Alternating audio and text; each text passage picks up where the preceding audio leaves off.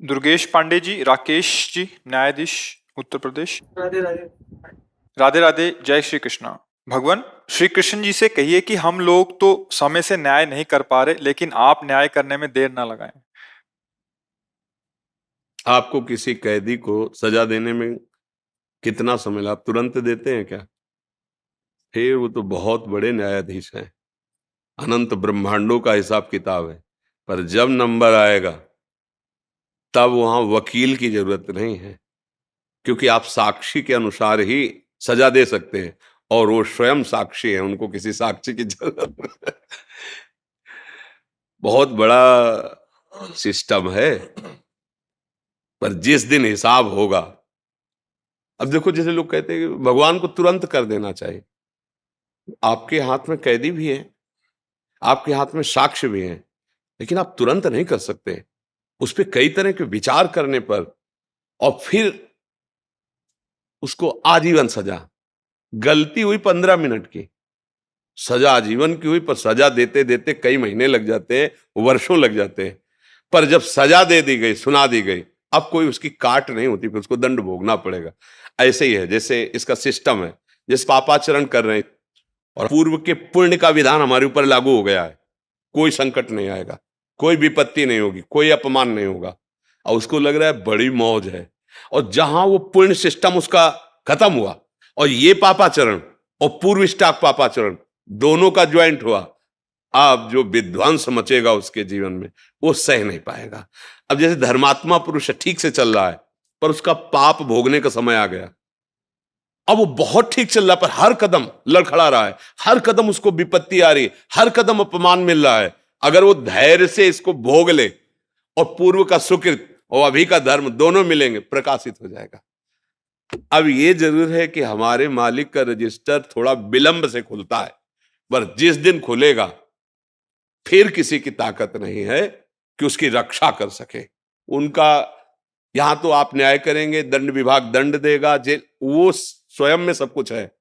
उनको किसी की सलाह की, किसी के आदेश की जरूरत नहीं है।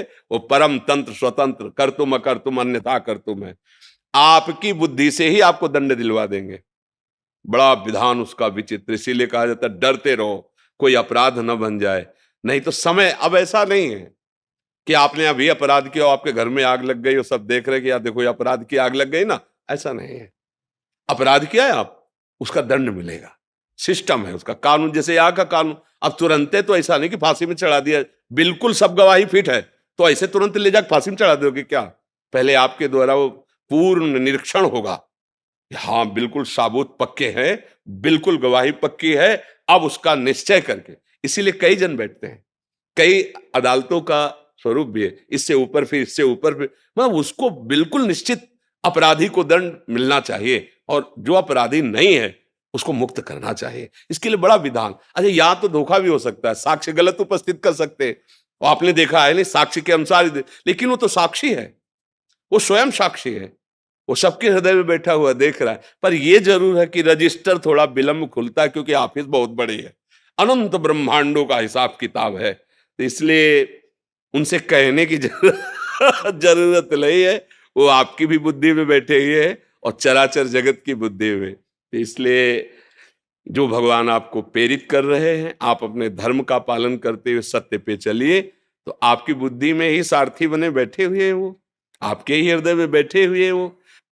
देखो, बहुत ध्यान से सुनना, भगवान की छाती से धर्म प्रकट हुआ है और भगवान की पीठ से अधर्म प्रकट हुआ है, दोनों भगवान से प्रकट हुए हैं। और ये सृष्टि क्रम है। बोले भगवान ने अधर्म रचा ही क्यों? दिन है तो रात है, स्तुति है तो निंदा, इसी को तो माया भगवान ने रचा, इसी को खेल रचा है।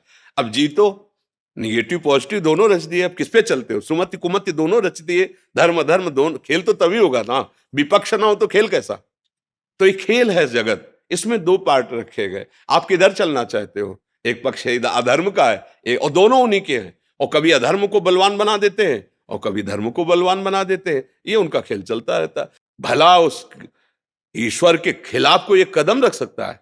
नहीं। अब जैसे कहते कि भगवान भी चाहते हैं, नहीं, भगवान ने दो पावर दिए, दो पावर दे दी, एक अधर्म को और एक धर्म को। अब आप किसको स्वीकार करके चलते हो?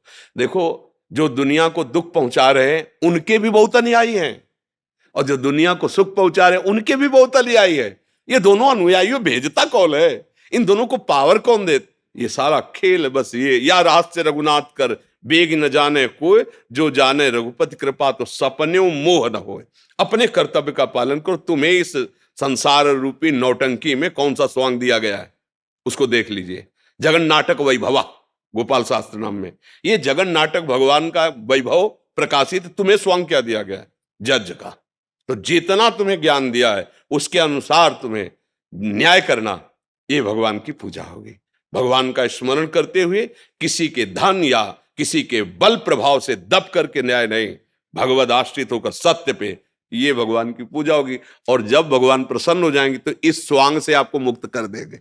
चलो हमारे इस खेल से हटो, त्रिगुणात्मिका माया के, आओ परमानंद खेल में खेलो। अलग अलग खेल है, ये मायाकृत खेल है और एक दिव्य प्रेम लीला है भगवान की, जो भगवान की चिदानंद धाम में निरंतर होती रहती। बड़े बड़े महाभागवत भजन करके वो उसे प्राप्त करते हैं।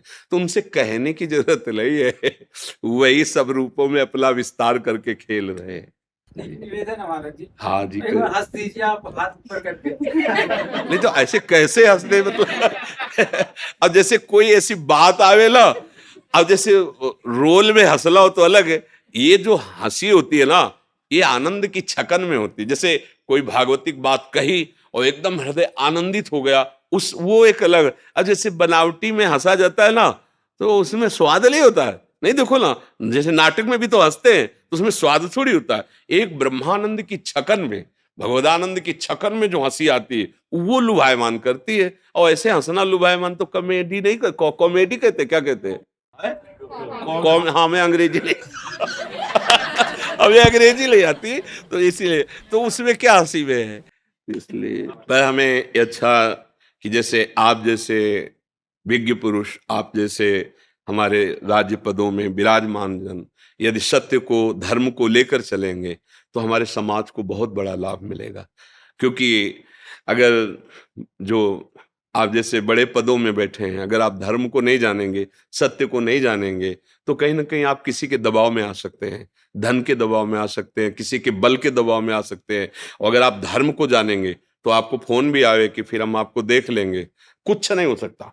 हरि का भरोसा हो, पक्का कहते हो, सत्य पे चल रहा हो तो कोई कुछ नहीं कर सकता। बिल्कुल नहीं डरना चाहिए। अब अगर हमसे अधर्म हुआ है और वो ओपन नहीं हुआ, प्रकाशित नहीं हुआ, तो फिर हम ठीक करते हुए भी फंस जाएंगे। वो जो दंड हमें मिलना चाहिए, तो इस समय हमने अपराध नहीं किया पक्का, पर वो जो प्रकाशित नहीं हुआ पाप, अब वो आया है। इसीलिए जो विज्ञ जन होते हैं चुपचाप सह लेते हैं कि ठीक भाई हमसे गलती नहीं, पर हम जानते कोई ना कोई गलती हमारी है, क्योंकि वो जो साक्षी है वो हमें दंड दे रहा है।